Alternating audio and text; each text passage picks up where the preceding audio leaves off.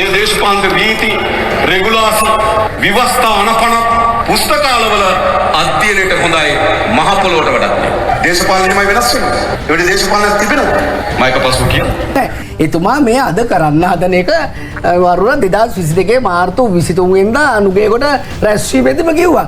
ඒක නිසා මේ සුසන්ත ටයිකෝඩ් දාගෙන මෙතන නීතිඥයෙක් විදිහට මේ ආණ්ඩු ක්‍රම ව්‍යවස්ථා ගැන අනපනත් ගැන නීති රීති රෙගුලාසි හදනවා කිව්වට සුසන්ත ඒවා එහෙම වැඩක් නැහැ. මොකද මේ කපන්න හදන වල නිසා අවසානයේදී මිනිස්සු නඩු අහන තැනට පාතාලේ නඩු අහන තැනට දැන් කෙමෙන් රට තල්ලු වීගෙන යනවා. ඒ වගේම තමයි ඉතින් කොච්චර අපිට තර්ක කරද්ද සුසන්ත නියෝජනය කරන අවිස්සාවෙල්ල පැත්තට ගිහිල්ලා බලන්න අදට මිනිස්සු කියන්නේ නැහැ මිනිස්සු මරණ බයට. මට අපිටත් කියන්න බෑ මම ඉවර වුණාම කියන්නම් කවුද කියලා.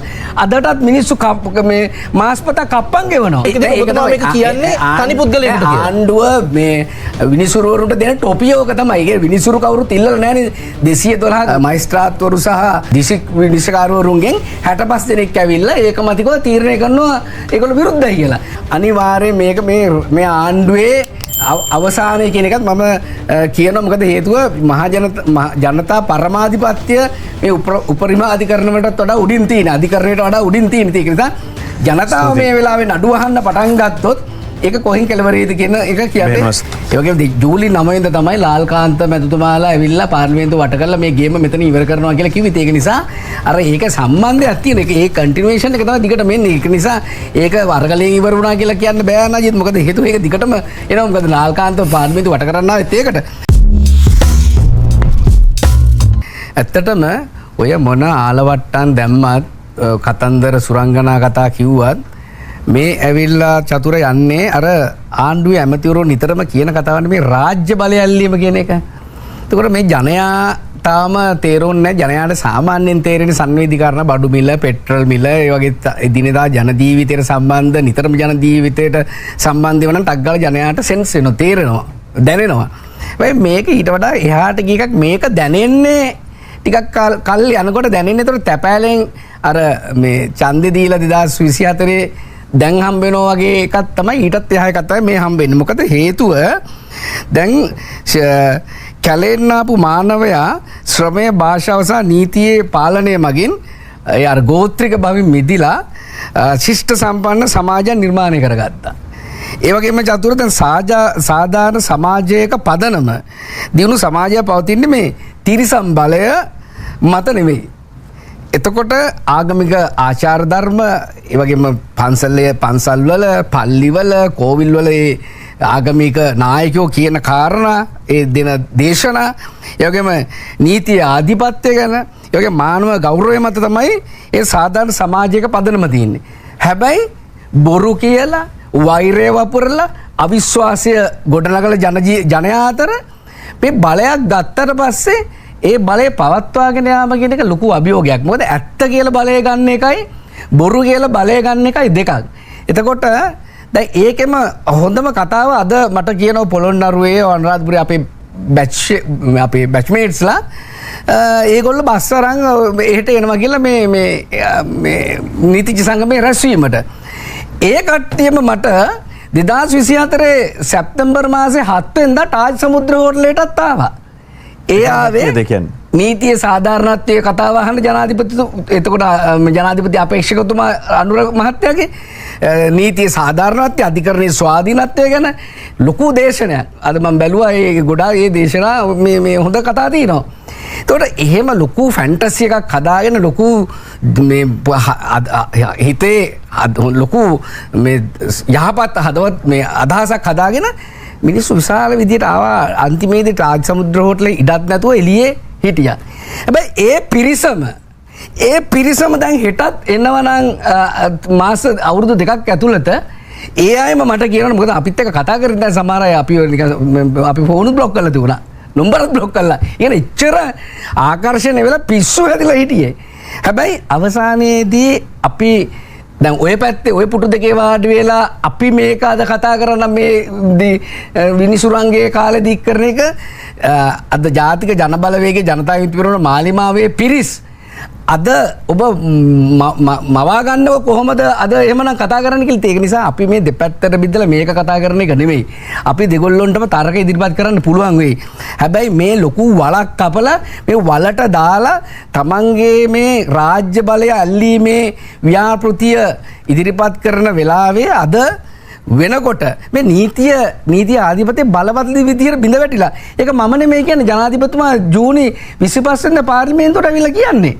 ජනාධිපතිතුමා කියන පහළ අධිකරණ වල පුරාපාඩු ගොඩක් තියෙනවා. ඒවා මේ ඒ කියන්නේ ඒවා මේ අර කඩා වැටෙන්න නොදී ඉහළ අධිකරණ වලට පත් කරන්න ඕන. ඒ කියන්නේ මං ඒ කතාව 360ත් පෙන්නුවා මේ මටත් ඒක මේ මොකක්ද කියලා අවබෝධ කරගන්න බෑ.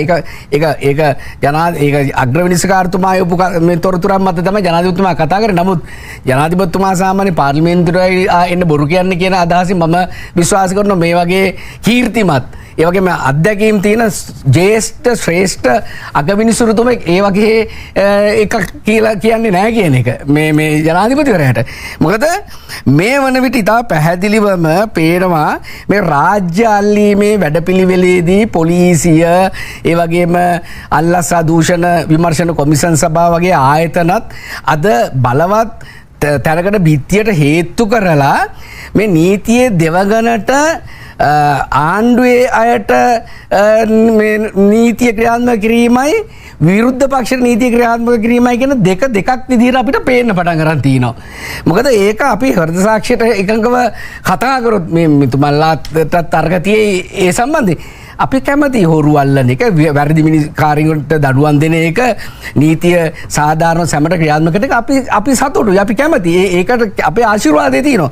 හැබැයි එතනින් එහාට ගිහිල්ලා අද මේ ක්‍රියාත්මක කරන්නේ එතනින් එහාට වෙනත් කාරණයකට මම ඊළඟ අවස්ථාවේදී මේ ජනාධිපතිවරයා අද මොන විදිහට මේ වැඩේට මැදිහත් වෙලා තිබුණත් ඉතා පැහැදිලිව මේ ජාතික ජනබලවේගයේ මේ 159 මාලිමා මන්ත්‍රීතුමාලට ඇමතිතුමාලට පිටිපස්සෙන් මේක ක්‍රියාත්මක කරන වෙන ක්‍රියාත්මක බලවේගයක් තියෙනවා. ඒ බලවේගය මේ වන විට නීති රීති ව්‍යවස්ථා අනපනත් ඔය කිසි දෙයක් පිළිගන්නේ නැහැ. එහෙමනම් වරුණදීප්ත රාජපක්ෂ කියනවා අර ඔන්ලයින් ඇක්ට් එක යටතේ සාක්ෂි ගන්න එක ගැන රෙගුලාසි හදලා නැහැ කියලා මාස 13කින්. ඒතර ඇත්තටම සත්‍ය වශයෙන්ම නීතිය නඩු ටික ඉක්මන් කරන්න ඕන නම් 140ක් තියෙන පුරප්පාඩු ටික පුරවන එක උපරිමාධිකරණ දෙකේම ශ්‍රේෂ්ඨාධිකරණය සහ අභියාචනාධිකරණයේ 8 දෙනෙක්ගේ පුරප්පාඩු තියෙන. ඒ කියන්නේ සමස්ත උපරිමාධිකරණයේ 125ක් පුරප්පාඩු පුරවලා නැහැ. එතකොට ඒව පුරවන්නේ නැතුව මේ නඩු ඉක්මනින් අහනවා කියන කතන්දරය බයිලා එකක්. සහ ඒක ඇත්තටම ජනතාව දැන් තේරුම් ගන්න ඕන එකක් තමයි දැන් ඔය දෙවිනුවර දෙවුන්දර අර කාවඩි සෙල්ලමෙන්ම නීතියේ ආධිපත්‍ය බලවත් විදිහට ගිලිහිලා මේ විනිසුරුතුමාලටත් කියන්න ඕන අපි මොකද විනිසුරුතුමාලත් නීතිඥ සංගමේ සමාජිකයෝ නීතිඥ වෘත්තියෙන් තමයි එතුමාලත් එතනට ගිහිලා තියෙන්නේ. අද මේ කපන්න හදන වල නිසා අවසානයේදී මිනිස්සු නඩුව අහන තැනට පාතාලේ නඩුව අහන තැනට දැන් කෙමෙන් රට තල්ලු වීගෙන යනවා. ඒ වගේම තමයි ඉතින් කොච්චර අපිට තර්ක කරත් දැන් සුසන්ත නියෝජනය කරන අවිස්සාවෙල්ල පැත්තට ගිහිල්ලා බලන්න අදටත් මිනිස්සු කියන්නේ නැහැ මිනිස්සු මරණ බයට. මට අපිටත් කියන්න බෑ මම ඉවර වුණාම කියන්නම් කවුද කියලා. අදටත් මිනිස්සු මේ මාස්පත කප්පන් ගෙවනවා. තාම අදටත් කප්පන් ගෙවනවා. ඒ කියන්නේ හිරගෙවල් වල ඉන්නේ හැබැයි රනාලේ මම කියන්නේ අපි මෙන්න මේවා ඒ කියන්නේ අද ඒ කියන්නේ මේක මේ ආණ්ඩුව කාලේ වෙච්ච සිද්ධියක් නෙවෙයි මේක දීර්ඝ කාලීනව ඒ කියන්නේ මේක මේ ජාතික ජන බලවේගයට විතරක් ලඝු කරලා ඉතින් අපි එහෙම කතා කරලා වැඩක් නැහැ. මේ දීර්ඝ කාලීනව චතුර මේ නීතිය ආධිපත්‍ය බිඳ වැටලා මේකට බය වෙලා මිනිස්සු අද මේක ලොකු වැරදි තැනකට ගිහිලා තින්ට. ඒකෙදි ඒ කාලෙත් අපි දැක්ක දේශපාලඥයෝ මේවට සම්බන්ධයි. ඉතින් අපේ ආණ්ඩුවල වැරදි අඩුපාඩු තියෙනවා කියලා ඒවා අපි සුද්ධ කරන්න සුදුහුණු ගහන්න බලාපොරොත්තු වෙන්නේ. ඒ කාලෙත් අපි අපේ නායකයින්ගේ මූණටම කිව්වා. හැබැයි අද වෙලා තියෙන ජාතික ජන බලවේගය 159ටම නීතිඥ වෘත්තියේ දෙන සීලුම දෙනාට අද මේ ආණ්ඩුවේ හිරකාරය බවට පත් වෙලා තියෙනවා. මේ වගේ නීතියට විශාල කෙනෙහිලිකම් කරන නීති ආධිපත්‍යයට විශාල පහරක් එල්ල කරන වෙලාවේදී ඒ නීතිඥයෝ අද ගොළුව බවට පත් කරලා තියෙනවා ආණ්ඩුවේ රාජ්‍ය අල්ලන යාන්ත්‍රයට. ඒගොල්ලන්ට යන්න සිද්ධ වෙලා තිනවා. ඒ වගේම තමයි අද වෙනකොට ඉතා පැහැදිලිවම චතුර මේ විධායක බලය අත්හරිනවා කියලා ආපු ජනාධිපතිවරයා අලුත් ව්‍යවස්ථාවක් ගේනවා කියලා ආපු ජනාධිපතිවරයා ජේ.ආර්. ජයවර්ධන ජනාධිපතිවරයාවත් නොකරපු ආකාරයේ බලවත් නීතියේ ආධිපත්‍ය බිඳවට්ටන තැනකට අද ඇවිල්ලා තියෙනවා. මොකද මම ඊළඟ වෙලාවේදී කියන්නම් මේකේ කොහොමද ජනාධිපතිතුමා බිඳවට්ටන්නේ කියලා.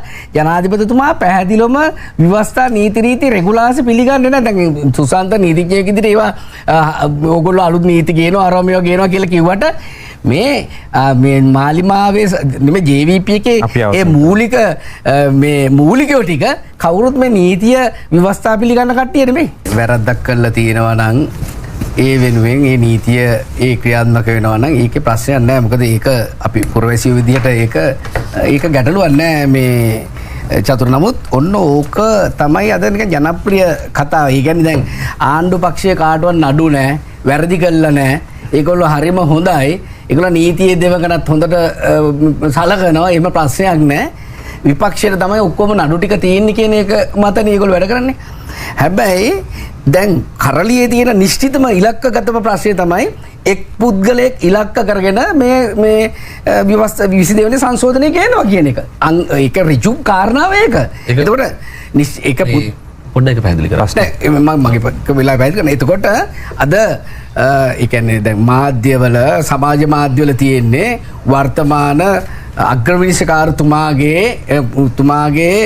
සේවා දිගුවක් එතුමා විලක්ක කරගෙන දෙනවා කියන එතුමාට සේවා දිගුව දෙන්න ඕන නිසා තමයි මේ වැඩේ කරන්න කියන එක. ඉතින් ඒක තමයි අද මේ සමාජයේ කතා බහ.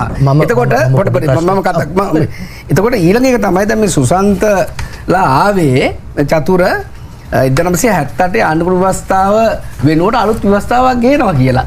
හැබැයි 1978 ව්‍යවස්ථාවේ තියෙන පොඩි කෑලි වලට මොහා වෙලා ඒවාට ආලවට්ටම් කර ජේ.ආර්.ටත් වඩා හොඳින් අර්ථ නිරූපණය කරගෙන ජේ.ආර්.ටත් වඩා හොඳට මේක කරගෙන යන මේ සමාජවාදයේ පුනරුදය කණ්ඩායම ගැන තමයි අපිට තියෙන ප්‍රශ්නේ. එතකොට දැන් සුසන්ත නීතිඥවරයෙක් විදිහට සහ මේ ජේ.ආර්. ජයවර්ධනගේ මේ ව්‍යවස්ථා විවේචනය කරපු කෙනෙක් විදිහට අද අපි හිතමු අපිට තර්ක වලින් ගේන්න පුළුවන් ප්‍රශ්නයක් නමුත් මාතෘකාවෙන් යනවා. මම අහන්නේ දැන් හිටපු മന്ത്രിතුමා කිව්වා මේක තනි පුද්ගලයෙක් අරමුණු කරගත්ත විශේෂයෙන්ම වර්තමාන අග්‍රවිනිශ්චකාරවරයා ගේ සේවා දිගුව දෙන්න අරමුණු කරගත්ත සංශෝධනයක් කියලා.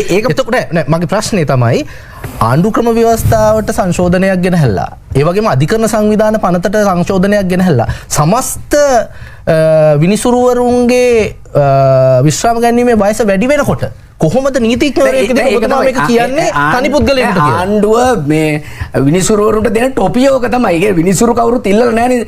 212 මයිස්ත්‍රාත්වරු සහ දිස්ත්‍රික් විනිශ්චයකාරවරුන්ගෙන් 65 දෙනෙක් ඇවිල්ලා ඒකමතිකව තීරණය කරනවා ඒගොල්ලෝ විරුද්ධයි කියලා. සමහර අය ඉන්නවා මාරු කරයි කියලා බයයි. මොකද පහුගිය කාලේදී එම පනිෂ්මන්ට් දුන්නා කියලා අධිකරණ ක්ෂේත්‍රයේ කතාවක් යනවා. සමහර අය අපිට පෞද්ගලිකව කියනවා අපිට කියන්න බෑ, ලිපිට කතා කරන්න බෑ. නමුත් අපි විරුද්ධයි මේකට. අපි විරුද්ධයි. මොකද ඔබතුමාම හෘද සාක්ෂියට එකව බලන්න සුසන්ත දැන් ඔබගේ බැච්මේට්ලා ඕන තරම් ඉන්නවනේ මේ අධිකරණ ක්ෂේත්‍රයේ.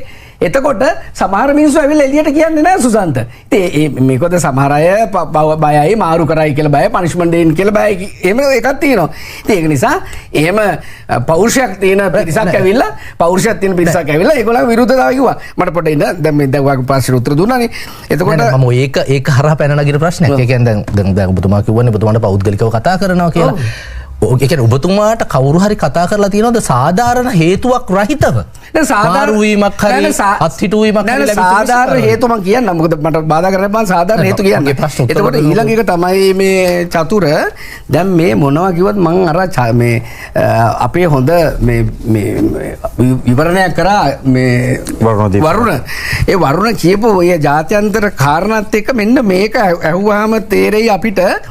මොකද මම නිශ්චිතවම කියන කාරණාවක් තමයි මේ ජනාධිපතිතුමාට මගේ ගෞරවයක් තියෙනවා රටේ ජනාධිපතිවරයා විදියට පොඩි තැනකින් ආපු කෙනෙක් විදියට අපිත් එක්ක ආණ්ඩු මේ විරුද්ධ මේ ආණ්ඩු පක්ෂේ ඉන්නකොට අපි විරුද්ධ පක්ෂේ වගේ අපි වැඩ කරපු වෙලාවල එතුමා අපිට ප්‍රශංසා කරා.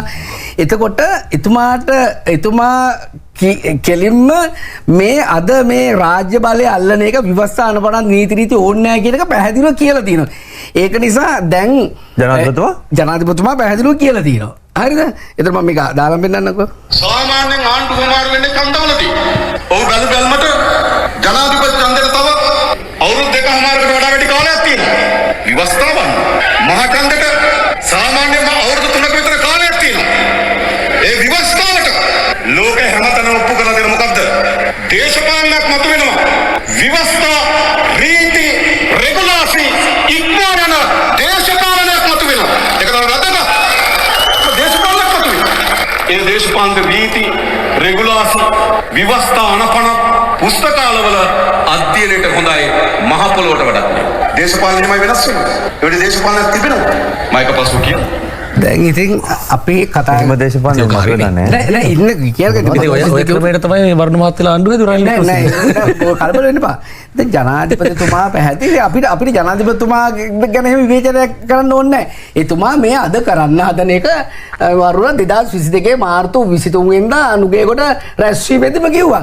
ඒක නිසා මේ සුසන්ත ටයිකෝඩ් දාගෙන මෙතන නීතිඥයෙක් විදිහට මේ ආණ්ඩු ක්‍රම ව්‍යවස්ථා ගැන අනපනත් ගැන නීති රීති රෙගුලාසි හදනවා කිව්වට සුසන්ත ඒවා එහෙම වැඩක් නෑ. මොකද ඔයගොල්ලෝ අර කලින් කිව්වා වගේ ජාතික ජනබලවේගයේ මාලිමාවේ පිරිසුරාට ජනතා විමුක්ති පෙරමුණ මම හිතන්නේ නජිත් නම් හිතන්නේ ජනතා විමුක්ති පෙරමුණේ සමාජිකයෙක් මේ ඔබතුමාලා මේ පිටින් බල්ලා අපි බෙදන්නේ කොහොමද එන්ටිපි මම හරිය ප්‍රශ්න කාරණා බෙදන්නේ දිගට වෙන්නේ නැහැ. ඒ කියන්නේ ඔයා මෙයා මාලිමාවේ මෙයා ජීවිතේ ඇවුලෙන්ද දන්නේ මොකද ක්‍රමය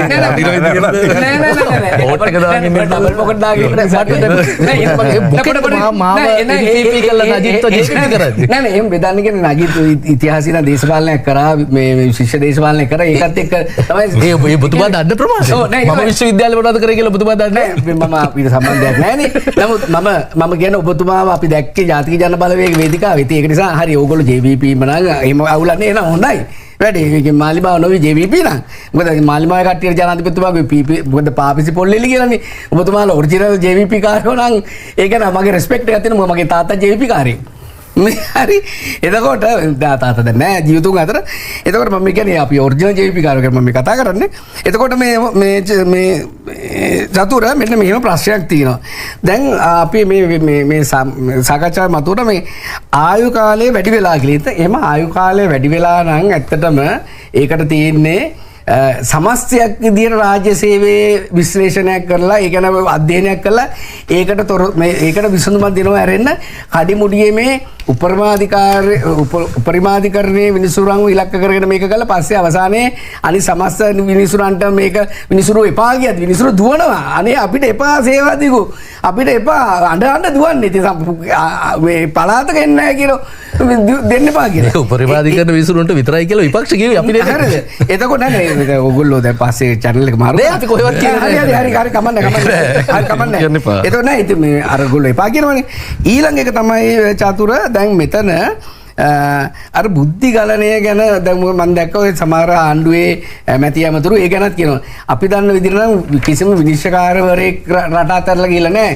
ඉංජිනේරුවෝ දොස්තරලා විශ්වවිද්‍යාලවල අධ්‍යයන විවිධ ක්ෂේත්‍රවල අය තමයි රට අතරලා ගියේ. එහෙමනම් ඇත්තටම ඒ රට අතහැරලා යන බුද්ධි ගලණයට අදාළ ඒ 80 මේ රැකියා මේ අඳුනගෙන ඒ අයටයි මේ chance එක දෙන්න ඕනේ එහෙමනම්.